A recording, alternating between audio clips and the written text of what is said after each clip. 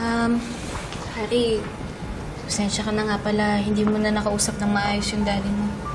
Annalyn, wala yun. Ako nga dapat mag-apologize eh. Nasaktan ka pa ni daddy. Okay lang yun. Naintindihan ko naman na wala siya sa sarili niya ngayon eh. Ay, Nay! Oh, anak, nandito na pala kayo. Si Harry po. Saan kayo galing? Sinamahan lang po ako ni Annalyn na alamin kung nasan si daddy.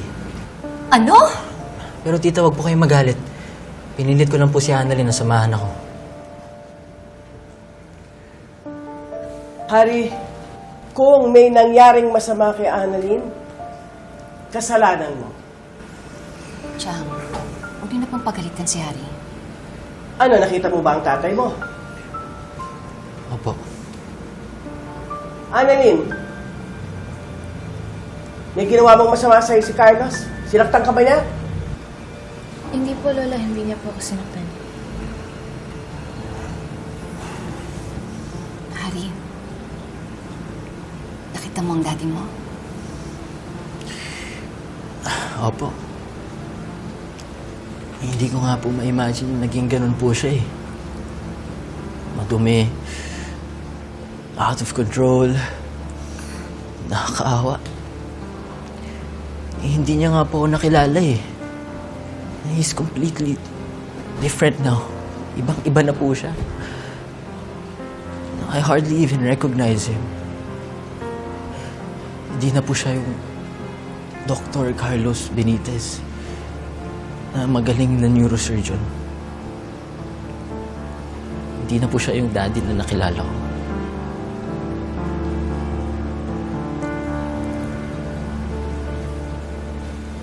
Harry, hindi totoo yan ang sasabihin yan. Siya pa din si Carlos. Siya pa rin yung daddy mo.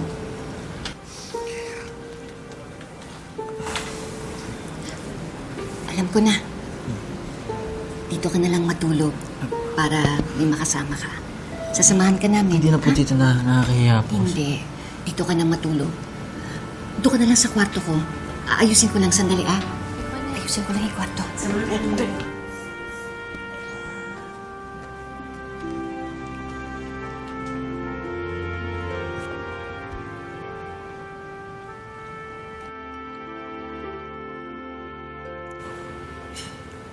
Excuse me, ma'am.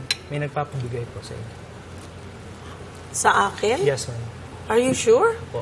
Wow, it looks very expensive. Buksan niyo na po, ma'am. Kanino kaya to galing? Wala namang card.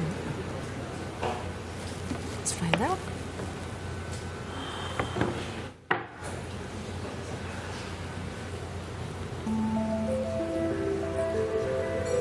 She really won't stop.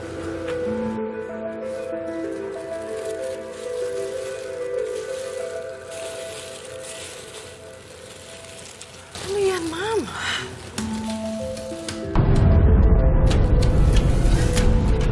Talagang na-impluwensya na siya ni Moira.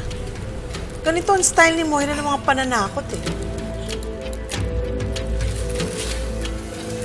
Excuse me, Katie. Ma'am, huwag na po, Ma'am Giselle. Joy, salamat ha. Okay po, Doc RJ.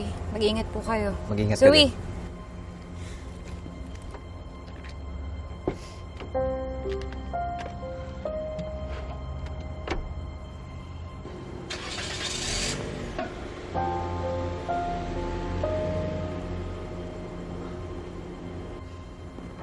Zoe. Pasalamat ka at naareglo ko pa yung security guard at hindi ka pinapulis. Anong pumasok sa utak mo? At hinukay mo yung libingan ng mami mo? Are you out of your mind? Gawain ba yan ng isang matinong doktor? I just want my mom back. Alam ko buhay pa siya. She's dead, Zoe.